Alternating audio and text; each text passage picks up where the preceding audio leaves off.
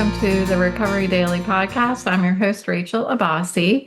I'm a grateful recovering alcoholic and stroke survivor, and I feel like I am channeling Steve Jobs this morning. This evening. Oh no, it's going to be one of those recordings. Anyway, I have on a black turtleneck, that's all.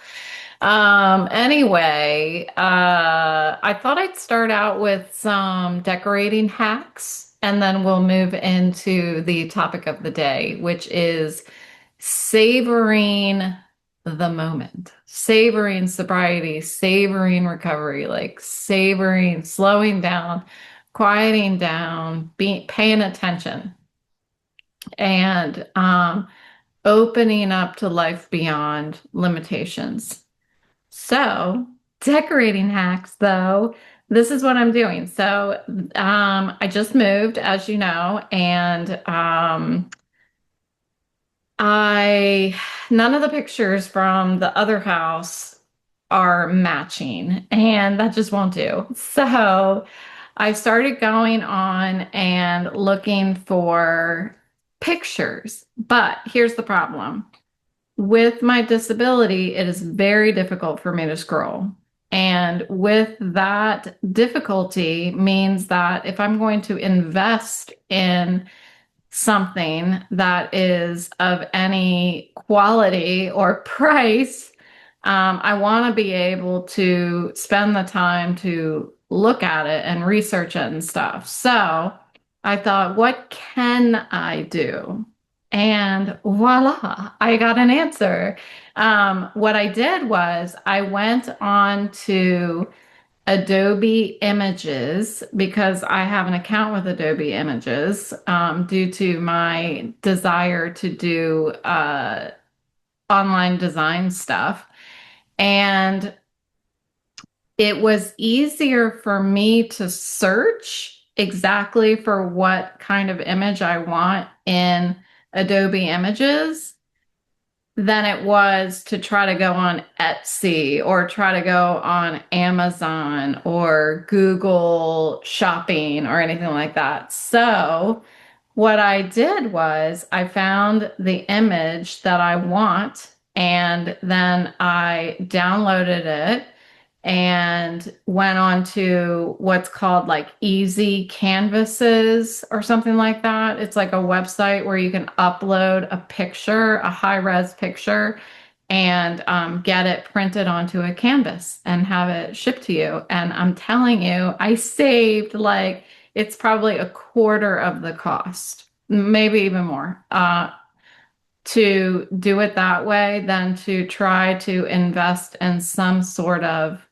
painting or like high quality artwork that I just can't visually spend the time that I need to invest that kind of money. So that's hack number one. And all of them, well, I have a batch that I am having made right now. And the second hack, number two, is we have two guest rooms in our new house. And instead of buying like your classic bed with a headboard or anything, what we did was my husband bought the bed frame. And then the option was we could either, what I wanted to do from the beginning is create a headboard and in some way create a headboard. I thought about getting one of those floating headboards, which is like basically what I've seen, the majority of them are like a curtain rod, and then it has like a headboard like hanging from leather straps or something stylish from it. So, and you just mount it on the wall behind the bed. So, and I thought those are pretty cute, and I might still possibly get one for the primary suite.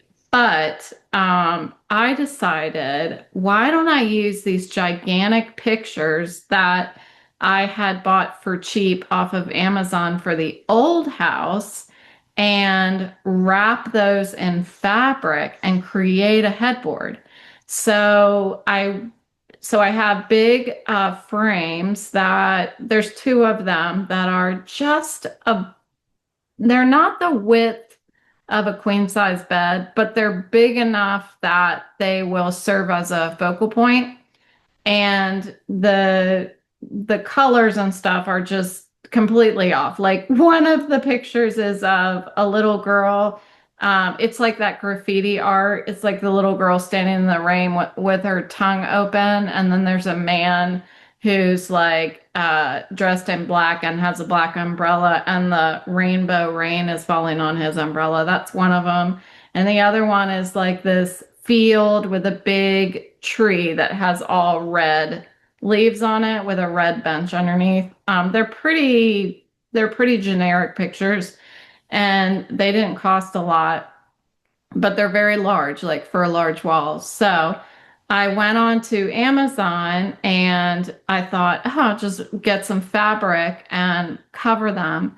Well, wouldn't you know, fabric is way, way expensive to try to buy it and wrap. Like if I were to try to use upholstery fabric, it's way too expensive. It's like $80 to get 2 yards of good fabric. And I thought, well, I could get some crappy fabric. And then I thought, voila, I will get a tablecloth. And the tablecloth is about, once again, a quarter of the cost. And it's made typically out of like, there's all different kinds of obviously tablecloths, but there's like the thick, like linen kind. That is, it's almost like imitation upholstery fabric or something like that. Anyway, I bought two gigantic tablecloths, and I'm gonna wrap these big pictures with the tablecloths and make headboards. So wish me luck. The other thing that I did is I told Chatty, you guys know who he is, but for those who don't, it's ChatGPT, Chatty McChatterton, otherwise known as Chatty. I put into Chatty that I have I have three bedrooms that I need to decorate, and I fed Chatty the colors that I want to use, and he came back with like a whole theme, like multiple themes that I could use that really capture those colors. And so I have selected the ones that I want, and that's what I've been using to move forward. So it's really cool. And maybe I'll have a whole episode on how I went about decorating these rooms, but I'm not going to do that until I know whether they turn out okay or not. So that's what we have ahead of us. And so let's dive into what the topic of the day is. And again, it's savoring the moment, savoring sobriety, opening up to life beyond limitations if you are living with a disability or chronic pain.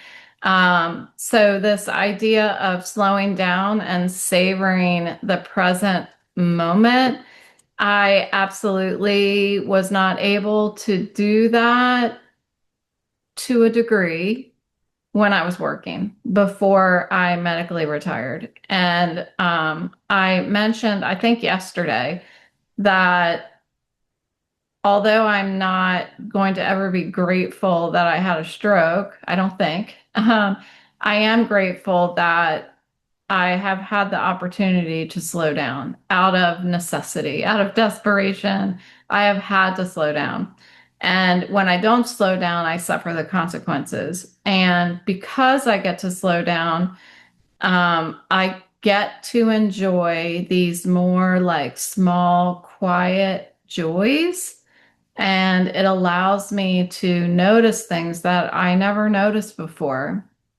And that is quite a contrast from the active addiction that I was living in, and even post, like in sobriety, still being on the go, go, go, go, go without ever slowing down to notice the things that were going on around me, and not just the physical things around me, but noticing smells and noticing it, like just little, I don't know, like I'm sitting here looking at Autumn's ear, and she's a Weimaraner. She's got big, gigantic ears, and they are silky like velvet, and they're gray. And she's looking at me, and she's so adorable. But I am able to pay attention, and I couldn't do that before. I just couldn't do that. And there is like this freedom that I have been gifted because I keep getting up and showing up for myself. And that, even on days that I don't want to, I still have gifts on days that I don't want to show up. And lately, I've been staying up too late because I am not finishing uploading my podcast until like late at night. And then I struggle with shutting my computer after that. And then I've got to have all these desserts and candy, and I've got to do it, and it's keeping me up. Um, and so when I wake up in the morning, I've been pretty groggy, and I've been hitting the snooze button, which I haven't been hitting the snooze button for a long time, for a couple years, or let's not exaggerate, for a year. I haven't been hitting the snooze button, and now all of a sudden I am. And I think it's because I'm just trying to fit in as much as I can, because I'm so just overjoyed to be where I am right now in my life and in my place on earth and my role in my relationships and everything. And that's emotional sobriety. Um, that that emotional sobriety that's giving me the desire to fit more into my day is the thing that's going to go away if I don't slow down. It's like I have to keep maintaining. I have to find this balance on how to slow down but still enjoy, like quiet down but still have my eyes open. Don't rush, but be productive, because I do have a lot of the things that I want to get done that I enjoy doing, like all of my crafts and my hobbies. And, um, I just started a Facebook group for vestibular disorders for people who had a vestibular disorder resulting from a stroke or a traumatic brain injury. And that's the kind of stuff that I enjoy doing. I enjoy continuing to just try to make solutions available to people. Maybe it's not even solutions. It's like solutions to emotional struggles. That's what I want to make available to people. And I have to find this, like, there's this fine line between knowing my limitations and not imposing additional limitations.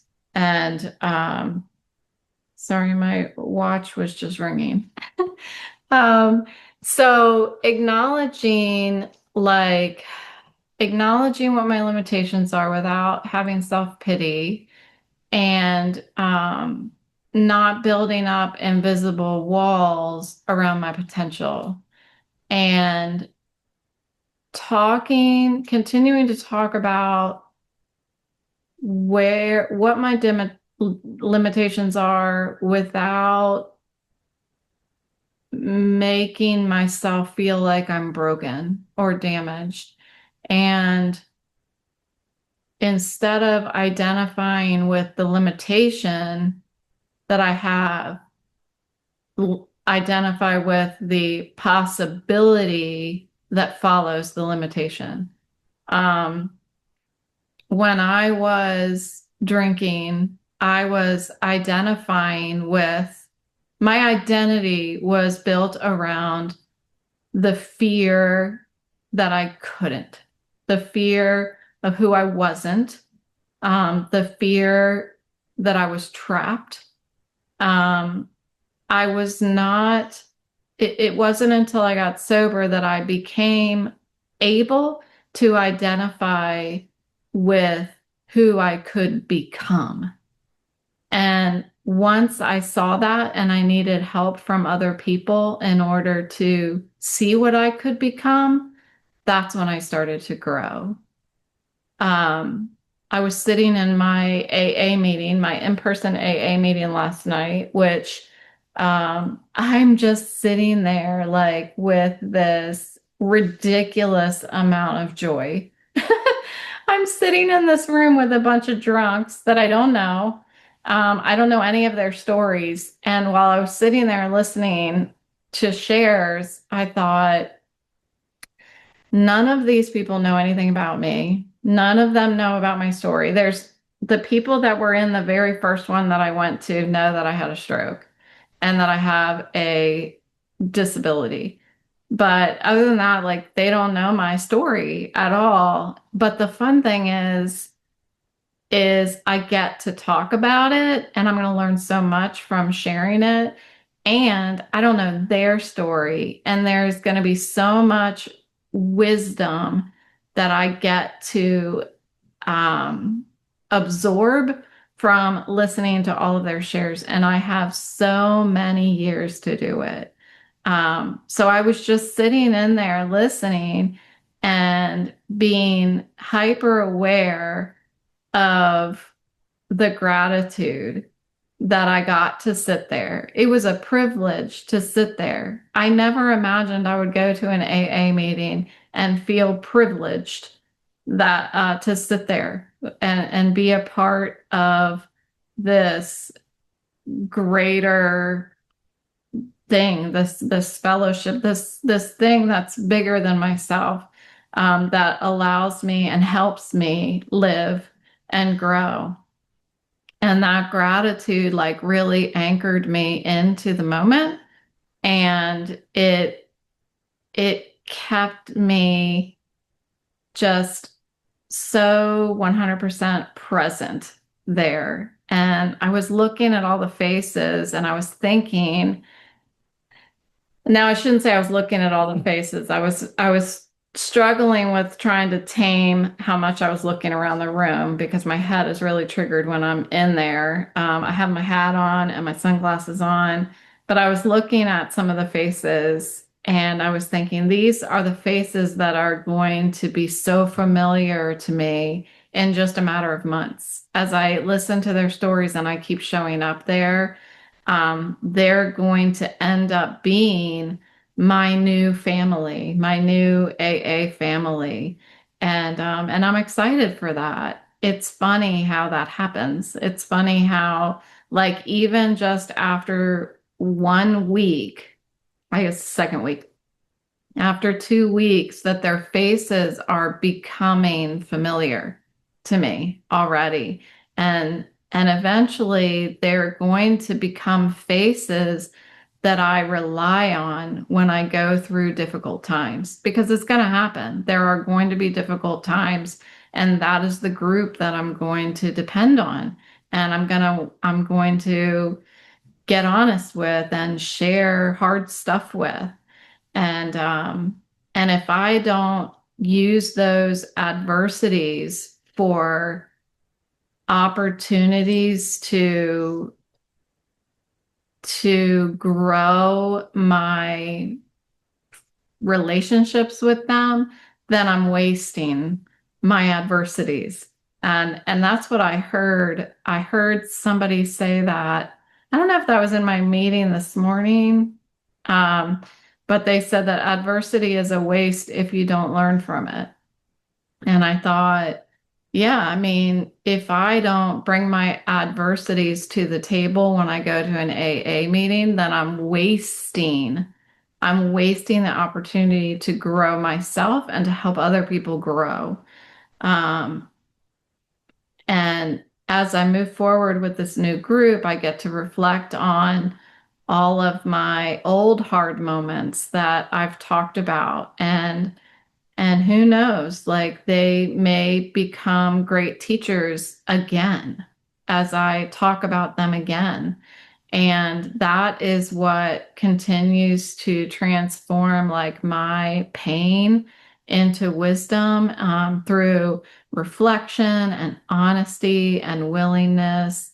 And and I'm excited for it to happen. So I'm going to continue to try to just be grateful for the moment that I'm in. And I've been doing a pretty good job at that over the past few days. So thank you so much for listening. I'm going to go finish making my Amish 7-layer dinner. I have an Amish cookbook and not terribly seasoned, but it's easy and pretty good comfort food. So we'll see how it goes. I was just finishing up baking it. So thank you for listening, and I will talk to you tomorrow.